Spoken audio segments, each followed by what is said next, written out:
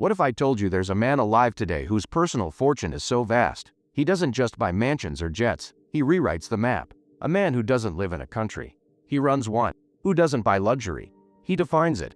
A man who wakes up and decides, let's build a city from scratch. Then pours $500 billion into the desert like it's monopoly money. No exaggeration. No fiction. This is real. And his name is Mohammed bin Salman, the Crown Prince of Saudi Arabia. We're not talking about your typical billionaire flying around in a Gulfstream and flexing watches on Instagram. No, this is a different breed. This is a man with direct control over a sovereign wealth fund larger than the GDP of most nations. A man with fleets of Rolls-Royces, superyachts with submarines, and palaces rigged with AI-powered security systems, all while staying nearly invisible to the public. Mohammed bin Salman doesn't just own wealth, he commands it. Silently. Ruthlessly. With the type of money that doesn't show up on Forbes because it can't be tracked. Offshore accounts, shell corporations. Classified documents. His assets are hidden deeper than most governments can even reach. And when he does make a move, the entire world notices. Like dropping $450 million on a single Da Vinci painting, and then locking it away where no one can see it. Or wiring nearly $500 million to buy a yacht on a whim, because he saw it and wanted it. But this story isn't just about luxury, it's about power. MBS isn't building a lifestyle, he's building a legacy. A kingdom that'll stand as a symbol of ultra-wealth, futuristic ambition, and iron fist control. So buckle up. Because we're about to take you deep inside the trillion-dollar empire of Mohammed bin Salman.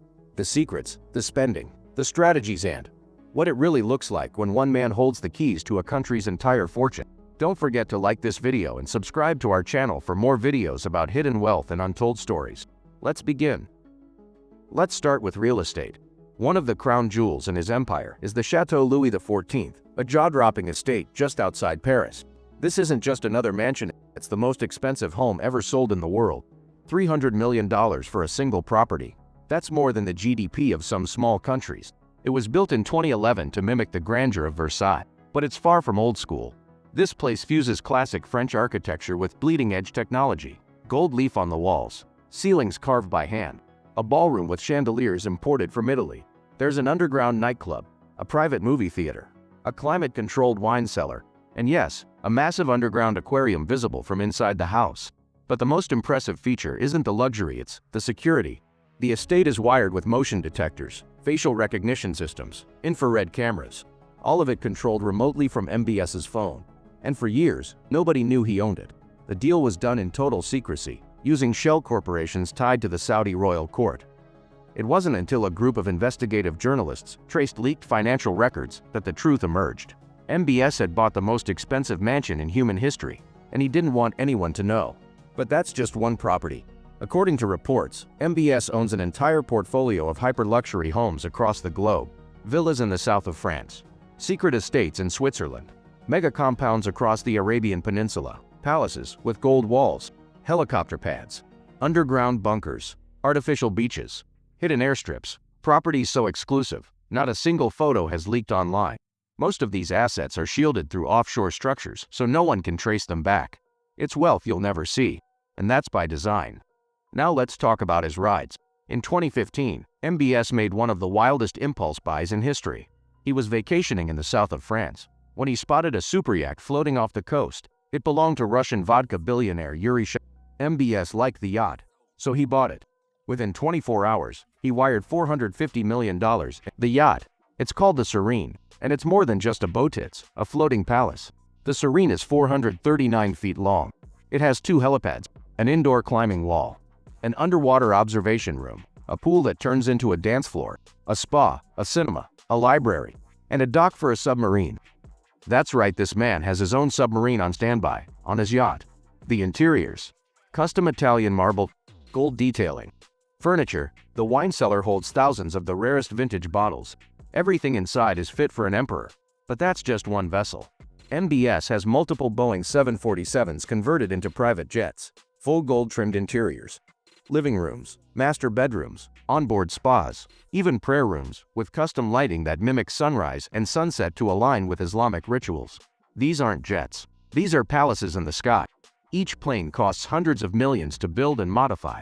But that's pocket change to a man who can write billion-dollar checks like they're tips. Now, let's talk about art. In 2017, the art world froze. Leonardo da Vinci's long-lost painting, Salvator Mundi, went to auction.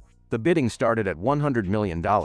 It ended at $450.3 million, the most expensive painting ever sold. And nobody knew who bought it. But months later, US intelligence revealed it was MB. He didn't buy it to display in a museum. He didn't buy it for Saudi cultural heritage. He bought it because he could. Some reports say it was supposed to be shown at the Louvre Abu Dhabi, but it never arrived. Other leaks suggest it was secretly transported onto the Serene, hidden at sea, viewed only by MBS and his closest circle. That's the kind of money we're talking about. Buying the most important Renaissance artwork of the last century just to keep it as a private trophy. Let's zoom out. Why does MBS have all this money? Saudi Arabia's Public Investment Fund, the PIF, one of the largest sovereign wealth funds in the world. It manages over $700 billion, and MBS has direct control over it. That's right. He doesn't just influence it, he commands it.